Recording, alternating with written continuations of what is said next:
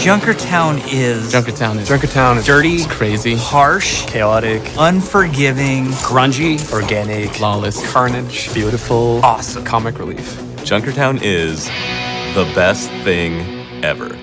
3 words.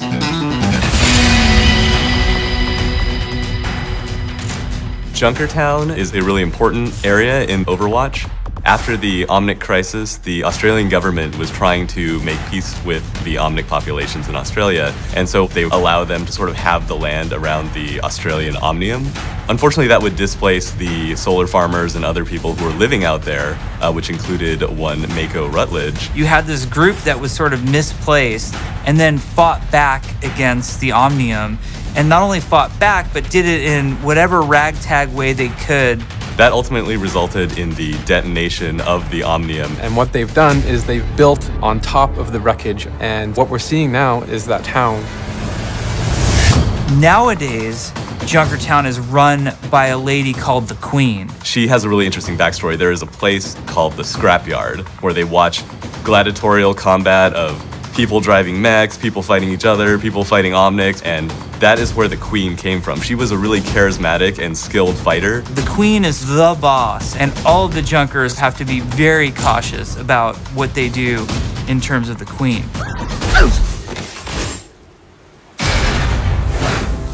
Why did Junkrat and Roadhog go on that worldwide heist spree? There's 2 things that solve every problem: money and explosives. They wanted to try and buy their way into the Queen's good graces. You can see a lot of that as we escort the payload, which has all the treasures that they've collected across their journeys, and also has a little special surprise for the people who kicked them out of Junkertown.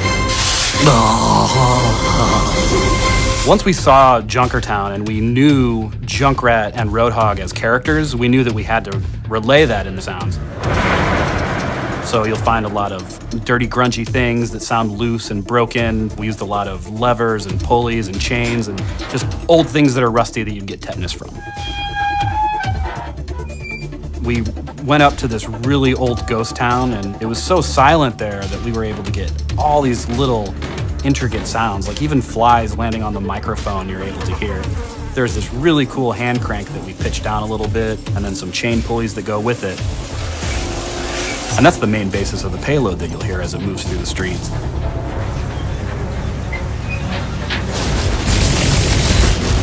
So in Junkertown, it's obviously an escort map, and there are some interesting new wrinkles to the formula that we throw on this map.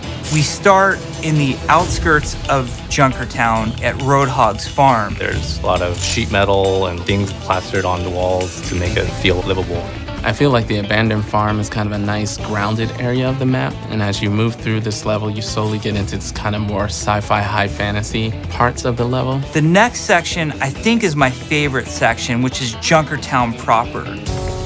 You get to see what life is like in Junkertown. They've got their shops, and they've got their tattoos, and they've got their car mechanic shops. You've got your wacky bar that's actually in a sewer pipe, which just makes you ask a lot of questions. And then finally we get to the scrapyard where the great battles happen.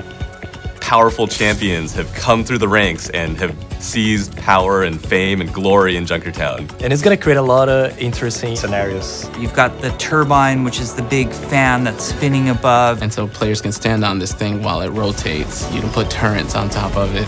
But you've also got to pass through that sort of shortcuts, either from the attackers straight to the final point, or from the defenders to the earlier choke in the space. And we feel like this is going to add a really interesting gameplay dynamic. We didn't want Junkertown to just be this hopeless, desolate, impossible place to survive. So we really tried to fulfill that post-apocalyptic fantasy, but also have a certain element to it where you're like, oh, you know what? I would actually eat at that restaurant. We get so much opportunity to focus the story on Overwatch and Talon, but we don't get a lot of opportunity to explore some of these other groups. And I hope that Junkertown is the tip of the iceberg for what's more to come for Junkrat, Roadhog, the Queen, and the Junkers as a whole. Da da da da da da da. Oh